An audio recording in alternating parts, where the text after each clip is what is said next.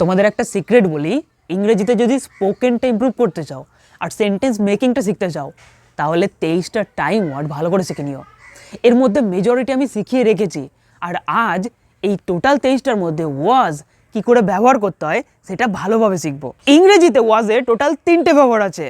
প্রথম, ওয়াজের সাথে নো অ্যাকশন ব্যবহার করা, আর এটার মানে দাঁড়াবে ডুয়ার বা সাবজেক্ট এই জিনিসটা ছিল বা এইরকম ছিল।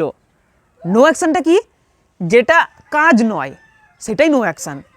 যেমন আমি যদি বলি happy, angry, sad, artist, player, এগুলো কোনোটাই কাজের মধ্যে পড়ছে না, তাহলে এইগুলো যখনই ওয়াজের পরে বসবে তার মানে ডুয়ারটা ওই রকম ছিল।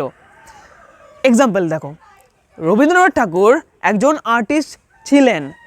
এবার এখানে আমি যখনই বলে দিয়েছি কেউ একজন অতীতে কিছু একটা ছিল, টাইম ওয়ার্ড ব্যবহার করবো ওয়াজ। তাহলে Rabindranath Tagore was an artist. আমি একজন ডান্সার ছিলাম। ঠিক এখানে দেখো অতীতে কিছু একটা ছিলাম, তোমরা বলার চেষ্টা করো আই ওয়াজ আ ডান্সার।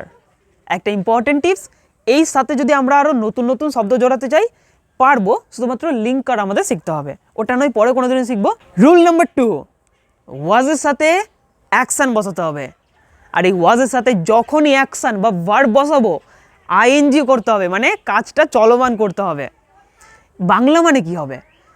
কোনো একটা ডুয়ার বা সাবজেক্ট এই কাজটা করছিল অতীতের একটা টাইমে, সেটা হতে পারে 1 মিনিট আগে, 5 মিনিট আগে, 1000 বছর আগে, বাট কাজটা করছিল।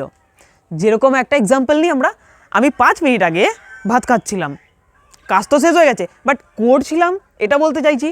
তাহলে আই ওয়াজ অ্যাকশানের সাথে আইএনজি। ভাত খাওয়াকে কী বলে? ইট। তাহলে I was eating rice 5 minutes এগো। আমি গতকাল রাতে টিভি দেখছিলাম, I was watching TV yesterday. এবার শুধু ভিডিও দেখো না, এই 4টে সেন্টেন্সকে কমেন্ট সেকশানে লিখে দেখাও। যদি উত্তর ঠিক হয় আমি তোমার কমেন্টটাকে পিন করে দেবো। বাই।